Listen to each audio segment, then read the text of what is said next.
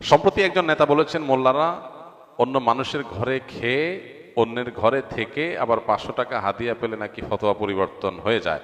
ঢালাওভাবে এভাবে বলা কতটা সঠিক, আপনি কিভাবে দেখছেন? 500 টাকা 1000 টাকা যারা মানুষের ঘরে খায়া লিল্লা খায়া যারা বড় হইয়া বড় বড় কথা বলে, এদের কথা এদের কোনো সেন্স কাজ করে বলে আমি মনে করি না। যাদেরকে 500 টাকার জায়গায় 1000 টাকা দিলে ওয়াজের বা মোনাজাতের ভাষা পরিবর্তন হয়ে যায়, এরা হইল মোল্লা মুন্সি।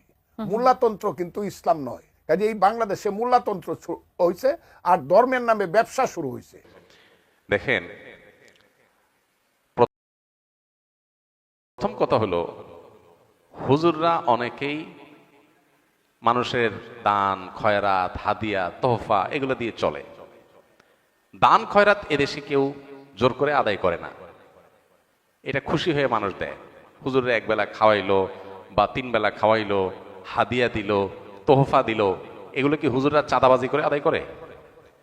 কিন্তু যেসব নেতারা এই কথাগুলো বলে, ওনারা তো মানুষের কাছ থেকে চাঁদাবাজি করে টাকা নেয়।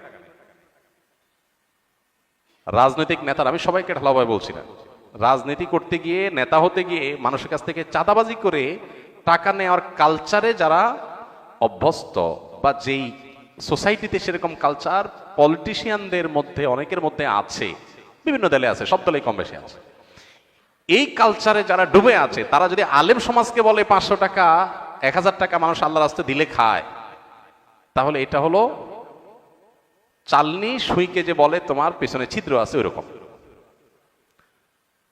একটা হলো মানুষ খুশি হয়ে দিচ্ছে, আরেকটা হলো আপনি জবরদস্তি আদায় করতেছেন। জবরদস্তি আদায় করে চাঁদাবাজি চলা কালচারের মধ্যে ডুবে থাকা একটা মানুষ যদি আলেমুল আমাদেরকে এ ধরনের কথা বলে, সেটা হলো সবচেয়ে লজ্জাজনক অধ্যায়, সবচেয়ে দুঃখজনক অধ্যায়। এই টোনে কথা যারা বলতো তারা তো পালায় গেছে দেশ থেকে। একসময় যারা এই টোনে কথা বলতো তারা এখন পলাতক।